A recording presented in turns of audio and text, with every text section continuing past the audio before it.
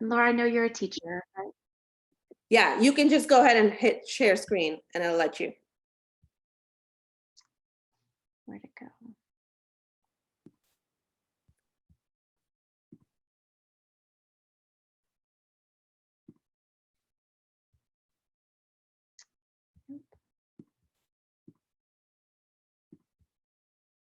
But I can share for you as well.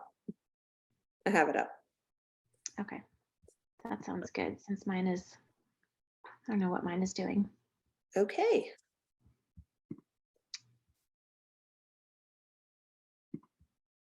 Amy, do you want to just give us your background before you start off? Okay. Yeah.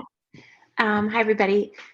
My name is Amy Vignovic, and Lilianna is my daughter. She's 11 was diagnosed in Shine back in October. And we've been on this journey for quite some time, on all fronts, probably for 7 years. And so my background is have my credential in special education, multiple subject, and I just completed my reading specialist and structured literacy certification as well. So I was influenced and inspired by my daughter who was struggling with reading for so long. And I finally said, screw it, I'm just going to go and get certified because I couldn't find anybody really to help her, was really struggling, and the school was struggling.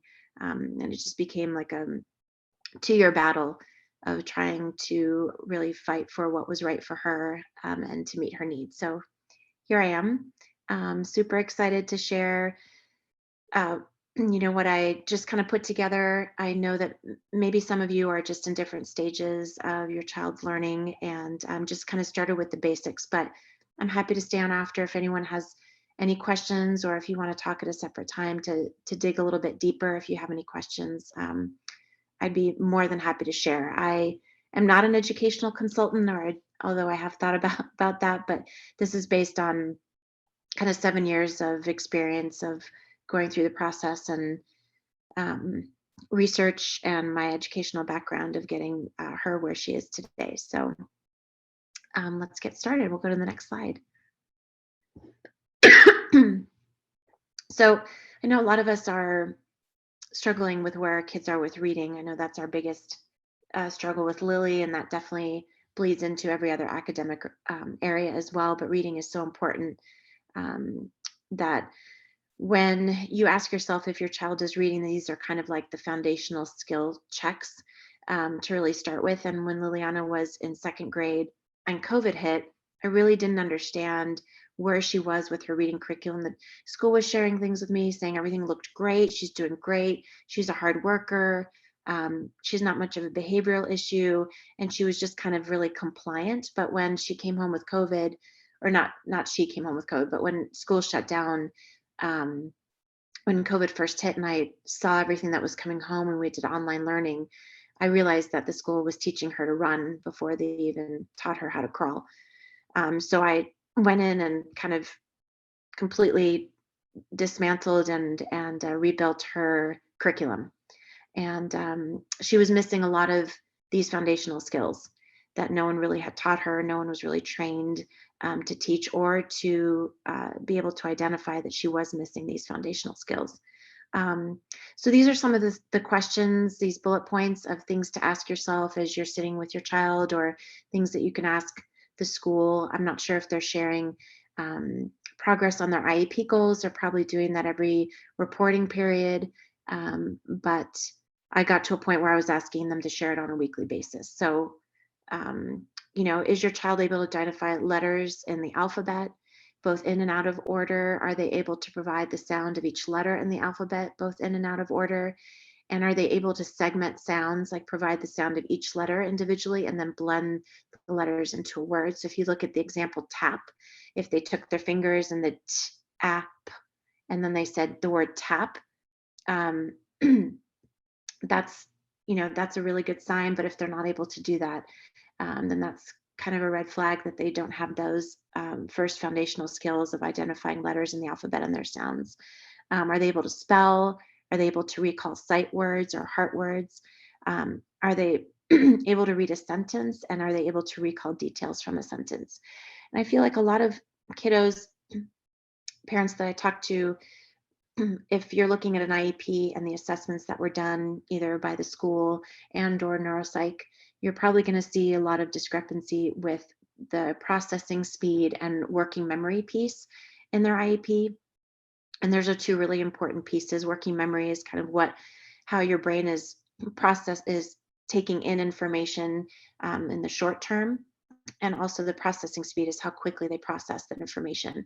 And if those two numbers are pretty low, that means that they're really having a difficult time understanding the content that's being taught to them, and also allowing the information to kind of settle into the short term so they're able to recall the information quickly when asked. If you want to go to the next slide. So what I have found and been taught in, it's really effective, I think, for all kids, but definitely for our kiddos, is a multisensory approach. And multisensory is when you're tapping into the visual, auditory, tactile, and kinesthetic aspect of learning. And it's really, really super effective. And it's recommended by the International Dyslexia Association, also by the National Institute of Child Health and Human Development. And I pulled some information from IDA for dyslexic students, but honestly, in um, tutoring privately and also in the classroom, I see that the multisensory approach can work with any child. When you're allowing them to move their body to learn, to tap into all of their senses as they're learning, it really creates an effective environment for them. So it involves visual, auditory, kinesthetic, tactile pathways simultaneously to enhance memory and learning of written language. And links are consistently made between the visual, the language we see, the auditory, the language we hear, and kinesthetic, tactile language symbols we feel, pathways and learning to read and spell. And so bringing all of those together when kids are learning how to read is super, super important, because not everybody's a strong visual learner or auditory or tactile or kinesthetic. And so once you can bring them all together, it's almost like that boost that really gives kids an advantage in order to understand the content and be able to process it. Next slide. So why is it important for our kiddos? I just go through, there's a lot of information here. Sorry, it's a little dense, but the stronger neural connections and better retention. So experts believe that students remember what they learn while using multiple senses more effectively than while using one sense. There's a scientific evidence that multisensory teaching is the perfect brain food for learning.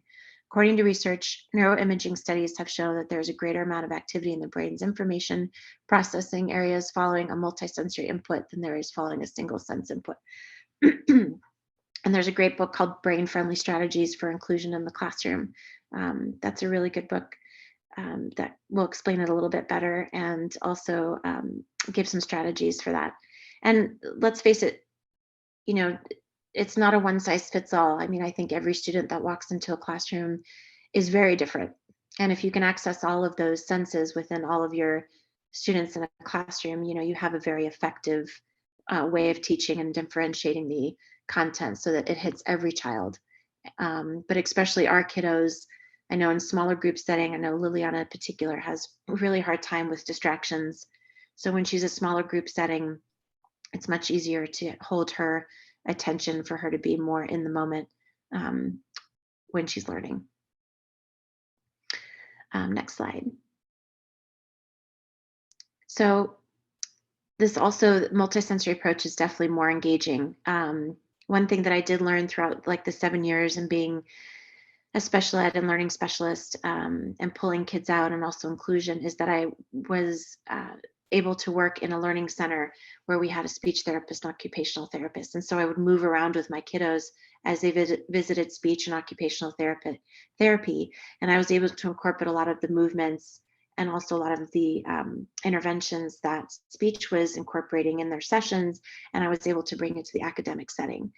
And one thing that I've really been able to take away from all of that is being able to advocate for Lily, and that in watching and having conversations with therapists and asking why they do certain things and what's most effective, I've been able to incorporate that in the academic setting when I work one-on-one or with a small group with kids, because they're all, they're moving their bodies in different way in OT or in PT and in speech, using um, the voice, understanding how your mouth moves when you create sounds, and your tongue, and how that all fluctuates is really important. And when you bring that all together and all of those different related services to the way that kids learn, they could really start tapping into, oh yeah, well, this worked in OT, now I can bring it to school. And it's just is another kind of hook for them to get engaged into learning. So um, here I talked about the RAD system, the activating system in our brain. This is our fight or flight part of the brain, and we're wired to survive without reading.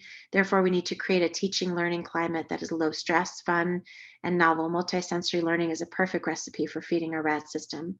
And if a student is engaging in a physical or tactile activity, as well as listening, seeing images, and speaking, there is not much of an opportunity for their attention to wander. And I know with some of our kiddos, that's pretty important for them to be, as Angie had said, in a more preferred activity than a non-preferred. So the more that you can engage them and take in maybe some of those activities that they do prefer and incorporate it into reading and learning, then they don't feel like they're doing hard work or they're doing something that's non-preferred. So it really gets their attention.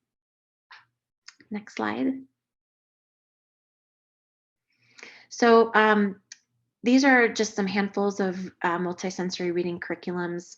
And I am currently using the Orton Gillingham, and that's kind of the umbrella. And underneath the umbrella of the Orton Gillingham, you'll see all these other curriculums that utilize the Orton Gillingham or the OG approach. And it's explicit, it's systematic, and it's multisensory. And all of these are really great because they are repetitive, and the scope and sequence is such that when you go through the information, you're constantly hitting every single skill in a systematic and explicit way. And so that repetition, I know for Lily, has really helped, because the more you repeat the information and make it consistent, the better she is at retaining that information. Because I know in her case, she has word retrieval challenges. And so I know that it's not, that's always going to stay with her. But if we kind of build those muscles in her brain, so to speak, in order to help retrieve them a little bit better and have them be more like have her retention there with those skills, then it's much easier for her to recall. And visuals are super important with her, and a lot of these curriculums do utilize visuals as well. So these are some really good ones. If you look at Linda Mood-Bell at the bottom, that is a one-on-one tutoring center. They are all over the United States. I had the privilege of working in one in California, and I really did see a big difference in working with kids with that Linda Mood-Bell approach. But all of them do incorporate the multisensory approach. It's just done in a different way. And again, it's not like a one size fits all. Like Lily tried the Wilson reading program, and we realized that wasn't really cutting it. So we done a little bit of Sunday. And now she does Reading Horizons. She's at a special or neurodivergent school, and they do Reading Horizons, and that includes a lot of visuals, which is super helpful for her. And one program that she does do that I didn't include on here that I thought about this later was Haggerty. And that's a program that's incorporated like 10 or 15 minutes a day with phonemic awareness. And that does a lot of hand motions and a lot of body movement. But I noticed with Lily that we had to take the hand motions out and the body movement because of her kind of gross motor and fine motor difficulty. She didn't always come in from the right way, or she wasn't sure which direction to go. So that was a little bit confusing and took away from the learning, but we found ways to kind of teach her differently. And I think that if you find people in your school that are willing to shift and are willing to make accommodations in order to work for your kiddo, then that's like a huge win. Next slide.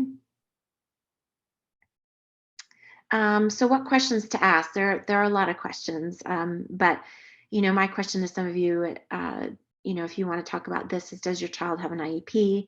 And if not, you can provide a written evaluation to request the school to assess your child. And you can also get a Neuro Pscyh Evaluation, which is really comprehensive. The school evaluation is good, but the Neuro Pscyh Evaluation is really like a robust evaluation for your kiddos. And schools will always say that they won't use that as the sole assessment to base the IEP on, but it's definitely extremely helpful because they do provide a lot of resources, accommodations, modifications um, to incorporate with your kiddo. So that is really important. I know our insurance covered our Neuro Pscyh evaluation with Lily. So that is definitely something that you can ask when you do find a center or an individual that does administer the Neuro Pscyh evaluation. Um, what intervention reading curriculum does your child receive? That's really important. I know that a lot of people will just claim that it's a multisensory approach, but when you're talking about intervention, that is a specific curriculum that gears towards kids that are usually tier three. Our kids fall, some of our kids or most of our kids fall in the tier three category, which is really like, intensive intervention. And so it's really important to understand what curriculum they're using and where your kiddo falls in the curriculum, whether or not they assessed them in the beginning of the year or using this curriculum to see where they fell in the scope and sequence.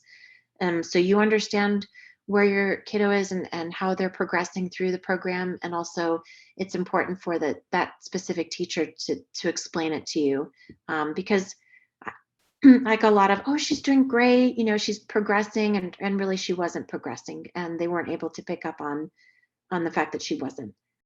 So that really hurt her and sent her back. Like she lost 2 years of instruction because of that. And is the reading literacy or learning specialist at the school, are they trained in a multisensory reading curriculum? In my situation, uh, Lily's special ed teacher was not trained in any curriculum. And so she was administering these programs, which she was just reading from the manual, but actually didn't understand that if Lily didn't respond one way to the instruction, how to appropriately shift. And so she could respond in a different way. She just kind of went through the script of how to provide her the instruction. And so that was really hard. And that's really, really, really important question to ask, and you absolutely have the right to ask it, and the school is absolutely legally obligated to provide the training for the teachers in order to provide the intervention that fits best for your child. And ask the IEP team to provide data that tracks your child's progress.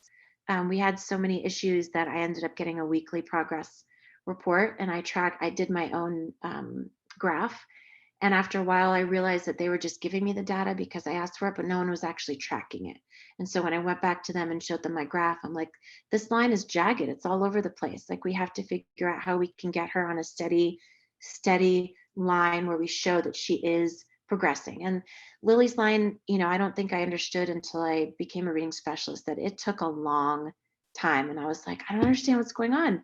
This is taking so long. What's wrong? And every kiddo's on their own path, just like when you go to your pediatrician and they show you their growth chart or their weight chart. All three of my kids have their own line, and I'm happy if they just stick to their line and are slowly progressing. That's their line that identifies them and no one else. And it's really important that your child is identified as to where they are and they're slowly progressing. And it may be really slow and that might be really frustrating, but it just takes some patience and some time and some kind of massaging of how we're going to get them to where we want them to be. So it's kind of just a brief overview. I don't know if anyone has any questions or if anyone wants to talk about anything. I have But a ton of questions. yeah. Mhm. Okay, so I wanted to ask you, um, there are a mix of kids, that have DLG4. I mean, some of Mhm. them, like right now, are getting, they are able to blend these words and stuff like that. But how do we make sure in the IEP that it's written in a way that, just like you said, I feel like the school keeps telling me that she's making progress, but she's not Mhm. really making progress because she can read some of these sight words in Yeah. a specific format, which Mhm. does not translate to reading it in a book. But if it's in a Absolutely. specific format that's a big letter format, she's able to just memorize it. So, Mhm. what are some of the questions that, besides asking if the learning specialist, I mean, if she's trained in reading and literacy, Mhm. could we ask that they incorporate? Like, could we buy any of these curriculums and force the school district to use them, or should they be, you know, working on it on their own, like purchasing it through their special ed department? I think that's something. So what I did was I went out and found somebody that was Orton Gillingham because I knew this approach would work for Lily. And my thought process in doing that over the summer was to gather data so that I could go back to them in August before school started and say, listen, this is what worked. This works for her. And you need to incorporate that, because I tracked her progress throughout the summer so that I came in kind of, with all this evidence to back up, why it was that I thought this would be the best approach. And then they came back and said, oh, well, we have the Wilson program, we have the Sunday program, and and Laura, I know you're a teacher, right? So please feel free to chime in with your Yeah, experience and stuff. But I I just felt was like, gonna ask a question, yeah, about the same slide. So yes, keep going and then I'll yeah. ask. So part of the battle I feel like as a parent is that the special ed department or director of student services won't provide the information unless you ask. Got So it. they're not absolutely willing to come to you and say, oh, we have all these multisensory intervention curriculums that we can offer your daughter, unless you ask, because that's more resources, that's more training, and that's something that not every school has the capacity or the funding or the resources to provide. So we have to be on them. We have to ask all the questions, because they won't, you know, come to us and say, well, here's everything we have. Here's the whole buffet and you can choose what you want. So um what I think, I mean, part of me wants to take this information, kind of build data from all of our kiddos to find out like where all of our scores are from IEPs, and where our kids are scoring at, so that we can build evidence to support families so that they can say, hey, my kiddo with Shine syndrome, all of these kids fall under the same umbrella, have these same challenges, and these are the interventions and curriculums that seem to be working for them. Absolutely. I think that, and I Um, think you hit another point on there, was the Neuro Pscyh evals, because we're not going yeah. to just need the Neuro Pscyh evals for schools and IEPs, but we're going to need Neuro Pscyh evals for clinical trials as well. Yeah, Uh, and those are super important because they'll bring up, Lily has non-communication, nonverbal disorder, or she has ADHD, she has anxiety.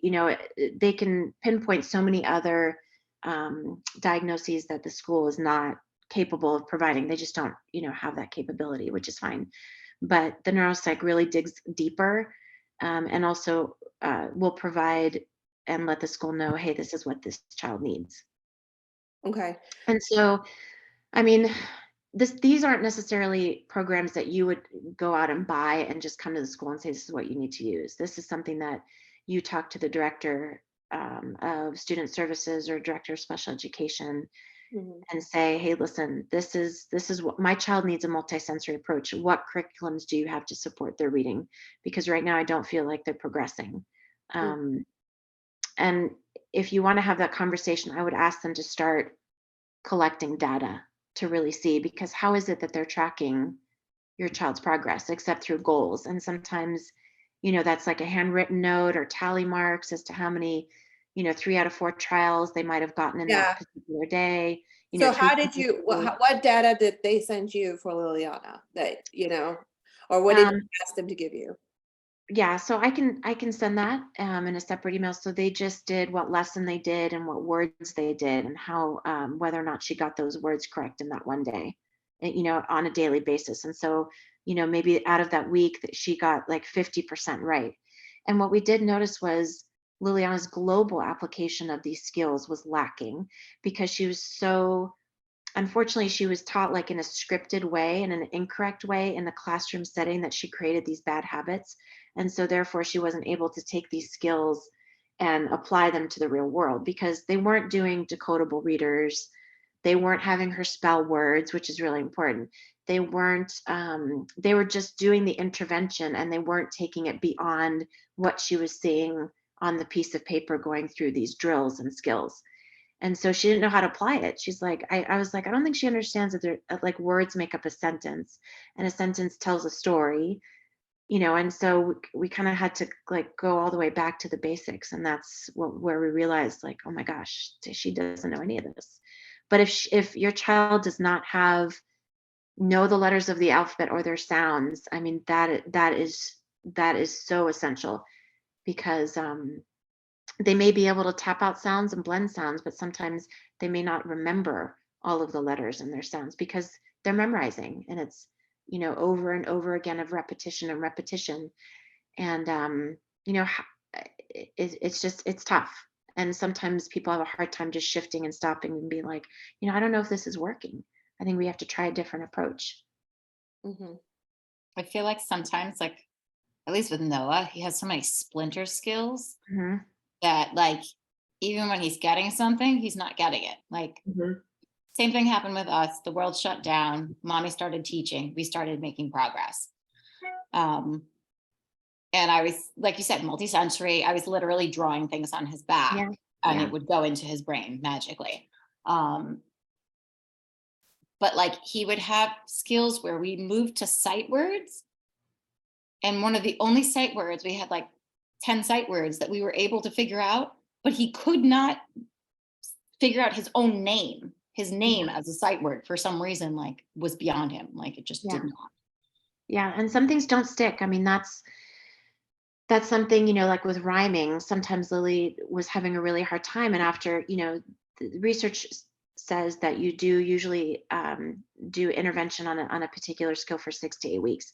And after that 6 to 8 week period, if it's not sticking, then you have to kind of either take a break and come back to it and maybe incorporate it in the language of how you're teaching a different skill. Um, or you try it in a different way, like maybe sight words. For example, Courtney, I'm just saying this randomly, is that maybe he'll remember them if they're spelled out of sandpaper and he's able to trace them because it's that tactile input, that maybe that's where his strengths lies, is the tactile. He's Lily loves. actually, his visual, he's got a vision therapist too. And his vision Yeah. therapist, there's like this special, like, Roman bubble numeral something or other special font that like bubbles around things. And he Yeah. was actually able to start recognizing it when it was bubbled around. That was Yeah. like the first time I ever saw him recognize his own name. That's I mean, interesting you say that, Courtney, because Raina recognizes now up to like 40 words, but only in a certain format. That's what I was trying to say. Is Mhm. like on a white background that's really, spelled out really big. And so, to I think Amy's point, what she's saying is that we probably need to go back to the school districts or look at these IEPs more carefully Mhm. about, are they incorporating some of these programs? And And the words are very particular. You have to be. I mean, you could go in. You're part of the IEP team. You can go in and tell them to write exactly what you want them to write in the IEP. Because my whole point with them was, I mean, her IEP right now is, I don't know, 75 pages, but it's a book. But I went and I said, if the next teacher or if any random person picks up her IEP, I want them to read it and to walk away knowing exactly to the last word what is it that they need to do, and how it is that they need to teach her. Because I can't we can't go through this motion. We waste 6 to 8 to 9 weeks in the beginning of the year, and we still lose. Can you get that? Thanks. We get to lose so much time through all of this. And I think that it's just really important to say, blending, segmenting, sight words, and for them to be really specific about what skill they're working on, and what their short term and their long term objectives are, because that's really important. And Amy, they'll when push you back. asked for a trained teacher, did you get one-on-one She instruction? did. She did. I mean, unfortunately, I consulted an educational consultant, and she finally got to a point where she's like, Amy, I think you need to hire an attorney. And unfortunately, that's the path that we had to pursue. And even with an attorney, it was really challenging. They pushed back, they dug their heels in. It was like, um, but I just didn't quit. There are days I thought I was crazy. I thought maybe I'm the one that's reading too much into this. I'm getting too emotional and getting too attached. Maybe I should just stop and take a step back. But my gut was just telling me, like, this is not right. It doesn't feel right. She's not making progress. And I think that we have to look at our kids in a little different way. Like I always use this analogy that Lily learned to ski. So skiing was like, she has visual perceptual challenges. But that is one sport that she actually connected with. But in teaching her to ski forward, to put her weight over her boots or over her skis, we had to teach her to ski backwards because she couldn't understand what it was to shift her weight forward. It's the language. It's identifying with your body and your muscles and understanding what your body's doing and not being able to verbalize what you're feeling and how it's supposed to be. We know how it's supposed to feel, but they don't. And so we turned her around and she started skiing backwards, but her weight went forward. And then we turn her this way and then she automatically put her weight over her boot, over her skis. So I think that I always use that analogy in that she does not fit into a box. And we have to constantly shift in our way of thinking and challenge ourselves in order to find ways that appeal to our kids. And Lily is great with music and movement. Let's figure out how to utilize her strengths and incorporate it in her learning and see how we can, move her forward from there. So it's really taking a deep dive into, your child with these providers and challenging them to think out of the box, to, kind of forego all their training of what they learn, because special education training and being a teacher, they don't teach you how to teach math or reading. That's something that you have to go out and get trained in and learn in, all these different types of intervention. And it takes time and it takes money, but our children are entitled to that. That's in a free, appropriate education, and that they are entitled to that. I just wanted to add to that because I think right now I'm struggling because I feel like Charlie can spell, but he can't read, which is so crazy to me. Like phonetically, he's there, like we'll say things and he can spell them out for me. But if I was putting the letters in front of him, he would struggle. And one thing that we actually did was I had a videotape for the teacher, him doing stuff at home for her to see that he could actually do it. Because she was like, he can't do this, he can't do that. So I felt like that at least gave me wiggle room in the IEP to get him better services. So That's awesome. I mean, it's being creative, right? It's finding ways. I mean, it's tough. It's really tough. And the law in education is just like, it's not very clear. It really isn't. And so that's also something that's really challenging because a school district can say, well, we don't have to do that. And we're like, yeah, you do, but it doesn't explicitly state that they have to. It's just kind of left for interpretation. And that's really tough. I think those were the days I just felt like I was like, I'm just going to quit. I can't do this anymore. But, yeah, it's mentally draining on us as it like is. the advocates and trying to supplement it. But, and again, I don't think anybody with DLG4 fits nicely in any of the educational categories Yeah, Yeah. definitely. at all. Yeah. So I feel it's a blend all the time. Yeah.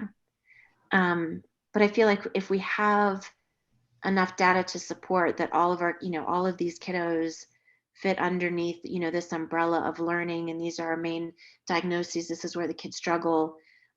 Because on top of what they're going through, if they do have attention issues, that creates gaps in their learning because they're not focusing during some of that instructional time.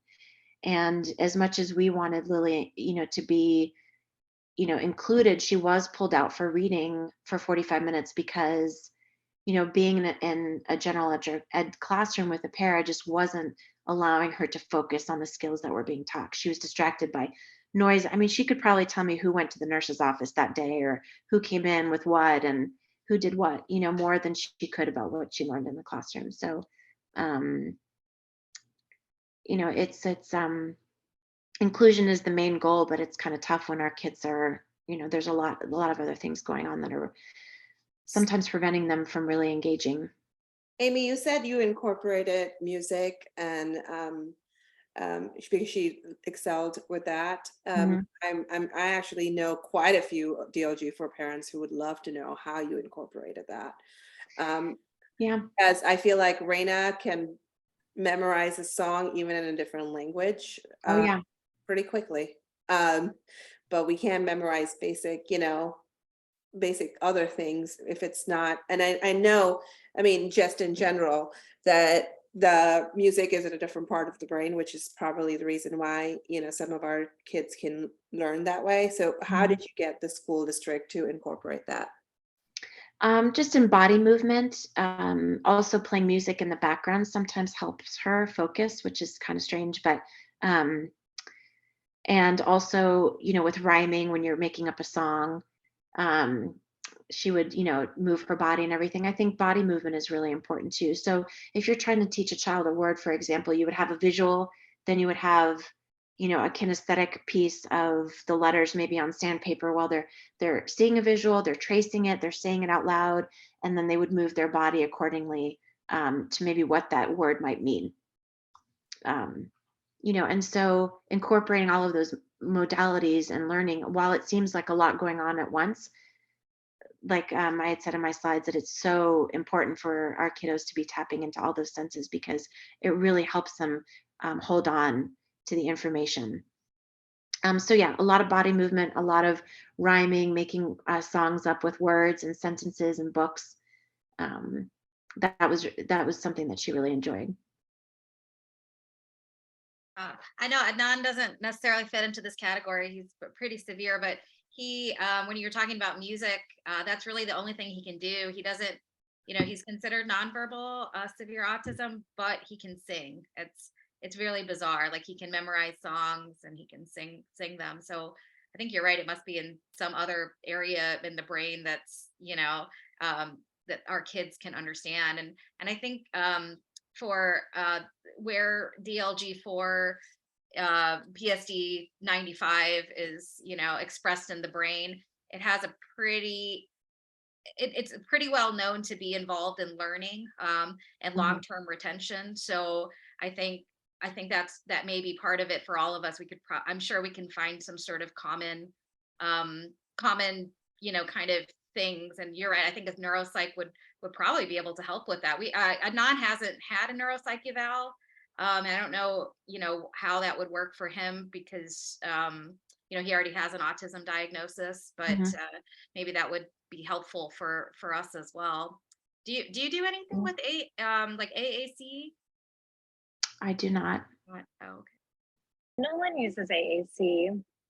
And Sabrina, we've done like 4 neuropsych tests. So Nolan's nonverbal too. They can do it. Sometimes you have to go back a second time if they lose focus. We've had several that have spanned 2 days. We did one where they did an inpatient while he was on EEG.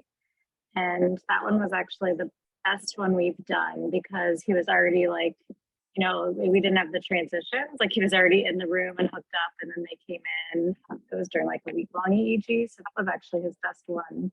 Oh, but they have magical ways. 72-hour. Yeah, he's gonna do a 72-hour inpatient. So, Oh, yeah, ask a neuropsych to come in. Well, yeah, that might be kind of tricky to arrange. The only reason ours was because it was pre-neurosurgery and they like had to get it done. Otherwise, they kind of have long waits. But yeah, it's definitely worth the time. Amy, my question for your reading thing was with the program. So I am a reading specialist. However, my certification is 4 to 9, and all my reading endorsement for my reading practice was with 9th graders actually who didn't pass this PAIR test. So and it was non-IEP students. So it was more like typical students who either struggled on the test or maybe had issues with fluency or comprehension. So more mild issues. But of those programs that you had up, is there one that you think is better for like truly struggling learners with like even letter identification? Because what Nolan has is like way more severe than anything I have any experience with. Yeah. I really loved Reading Horizons. That seemed to work the best for Lily. Like she did Sunday and Wilson, but it just wasn't, it was so static, I guess. Reading Horizons it does allow you to mark the letters, and it provides a visual when you do mark the letters. And so that was really helpful for her. That allowed her to retain it better because there was a visual attached to the letter. And I used to say to her teachers that like math and reading, like it's static. There's static images that she just wasn't responding to. And the more it was on, like she can move it on a screen because her fine motor is pretty bad. She cannot write legibly, really. Moving tiles on a whiteboard, standing up, moving letter tiles on a screen, on the smart board, all of that movement and that visual piece really helped her, and with reading horizons. And Haggerty is a little bit more rhythmic in the way that it's taught, with like hand movements and visuals that a lot of kids do gravitate towards that as well. And that's like a 10-15 minute exercise that they do on a daily basis for phonemic awareness, which is really important. And that phonemic awareness, I'm like, applies to, can you identify the first sound in a letter? Like, it's all auditory, some of it, or most of it is, and some of it is very visual when you start the beginning of the program, but some of it is, can they auditorily manipulate a word? Like, if you say the word bat, what's the first sound you hear? What's the last sound you hear? If you took out B in bat and replaced it with an R, what word would you have? And you're able to see in that initial assessment whether or not the child can actually like visualize these, visualize and verbalize these patterns in their brain. And that's where Linda Bell was really good, because it's visualizing, verbalizing. So you would show images, and your brain is like a camera. It takes a picture and holds an image for 30 seconds. We would take it away, and we would have the verbalize the word and say, so what letters did you picture in the word rat? And when you say the word picture, it's almost as if that triggers them to access that picture in their brain and then to verbalize the picture that they see. And so, Laura, I don't know if that answered your question. Sorry. Yeah, it did. Nolan's very visual, but he doesn't understand much language at all. So it's like the verbal auditory part is very complex, but he does a great job with AAC. And so maybe reading horizons. I don't know. I just would love him to know the letters of his name. That's our goal. Yeah. I put so I'm more of an off the cuff, not stuck to curriculum kind of person. The way that Noah actually learned all of his letters and his sounds is a leapfrog video. The leapfrog video, what the heck, the Letters Factory. I don't know if any of you all have ever seen it. Best video in the entire world to me. It gives all the letters, all the sounds, and songs. It's very That's entertaining. How my other kids learned their letters. He loved it. And so then I found online, somebody had developed little cards that matched the letters in the video. And then we transferred him from watching the video with all of the songs to doing basically flashcards of the letters as they were shown in the video. And then I took off some of like the descriptive kind of characteristics of the letters, but kept them in the same color. And then I faded it down from there down to just a letter in like black, and it stuck with him. He was able to like really generalize from there. And it all started with Leapfrog Letter Factory. And then they have the Talking Words Factory where you put the letters together, and they make the little toys that go with it too. That's what worked for us. That's how we've gotten as far as we have. We kind of got stuck at a point, but we got that far because of Leapfrog. So that's awesome. And that's considered multisensory. I mean, you're it building is a toy, you're saying it out loud, you're moving, and those songs are really great. Yeah. I mean, that is awesome. Yeah. So Did anybody else want to add anything that has worked for anybody else? Anna? Oh gosh, that was just great, really great. I wish that those programs were around when I was teaching Julia. I think the thing for me that, as I remember, is just to retain their confidence and to always work, at where they really are at, and make it fun, because it can become a real skill and drill and a real drain, because it is so hard. Right. Yeah, But I look at videos of Julia reading and I'm like, wow, like, I really hope that, some of our kids can get to that point, because I know that, I'm actually amazed at when Amy told me that she got Lilianna reading as well. I was like, okay, there's definitely hope.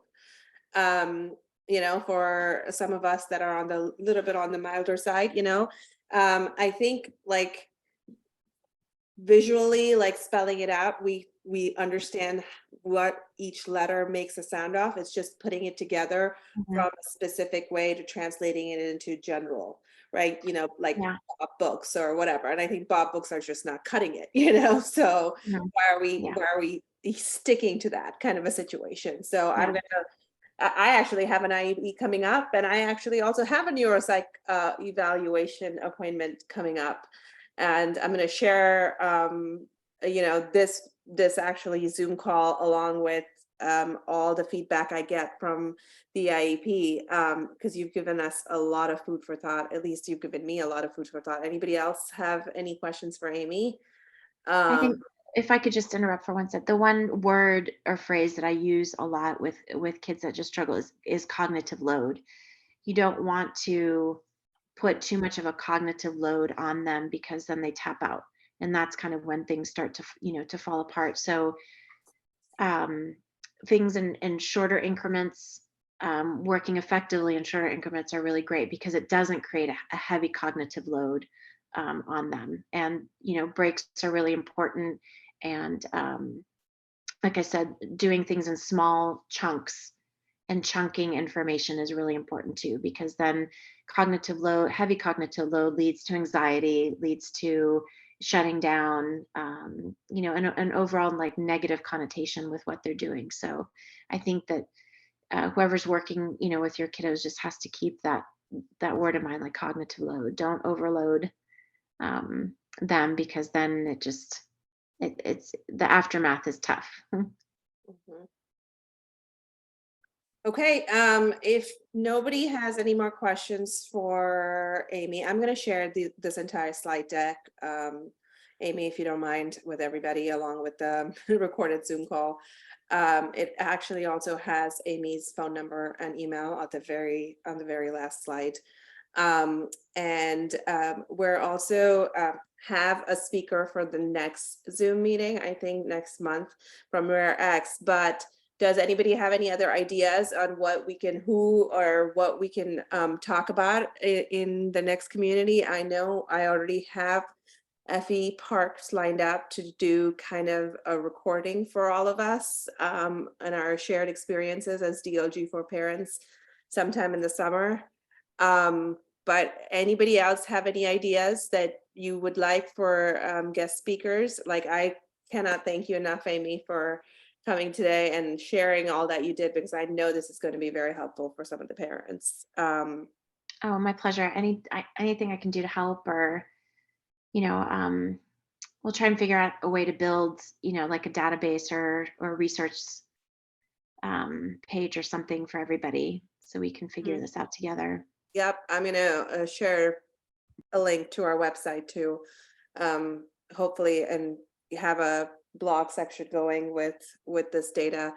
But if anybody has any other speakers that you would like for us to bring, I'm more than happy to take that action item to try to bring what would be helpful who would be helpful to hear from. I think one question that I have that is always in the back of my mind is, how do I support the rest of my family? I always think about my two boys, they're so great with her, but I think about the long term. And maybe there's a couple different ideas, but like, how are you planning for the long term for your child? And Anna would be a really good one for that. what conversations are you having? Because I think my husband and I are trying to decide, planning the will and putting together things, for your kiddos in the long term. Like, how do you talk to your kids about that? And then how do you bring up that they might be taking care of her in the future? I think that's kind of something that we have. They instinctively know, Amy. So don't think that you have to have the big conversation. My my middle daughter will probably be at the picnic, and you can ask her anything and she will share with you. So well, I mean, there's only 6 of us going to be in Philadelphia, but so I want to make this accessible for everybody. So what I would actually ask you to do, Anna, now that you brought that up, is that we actually do a Zoom call and you I share. don't know that she would be able to prepare. She's right in the middle of dental school, and I don't think she'd be able to prepare something, but I know she would comfortably talk with anybody with it, and so would I. We're 20 years on from you, and as I listen to you all with the reading, when Julia was 9 to 11 or 15, she was only doing sight words and sentences then. So you've really got time on your side. You've got a lot of time, so always remember that. That's good news. Absolutely. But yeah, even if she doesn't prepare a slide deck, we could just have an informal chat about this. How do you plan long-term financial support? Because I know you've offered that up to me, Anna. So, and to everybody in Philadelphia. So we could just do a community Zoom call again in the next few months, and do that as well. It's very hard to generalize it, because this country should be called the United Countries, not the United States. It just varies. You can't one size fits all. The laws are so different. The waivers are so different. It's a very, it's so unique and so specific to your community as well, the future, because it's not just the waiver, it's the programming and the services that are provided within your accessible community.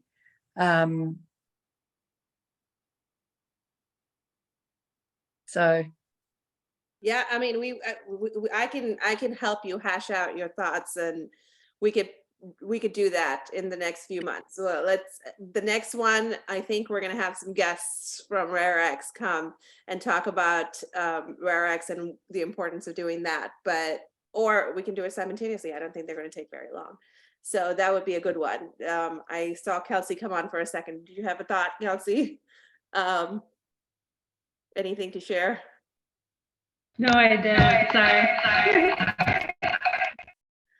Okay, I thank you, Amy. Thank you, everyone, for joining us. If anybody else has ideas and want to send it to me or Sabrina, we'll find the speakers. We will share, and we'll do this at least once a month. I know in June we're going to have Dr. Motri and somebody from his lab share as well the progress on the gene therapy. But we are excited, and we are excited to see a lot of you in Philadelphia next month. And thank you, and we'll talk to you guys soon. Really nice to meet everyone. Thank you. Bye. Thanks, everybody. bye. Thanks, Bye. Amy.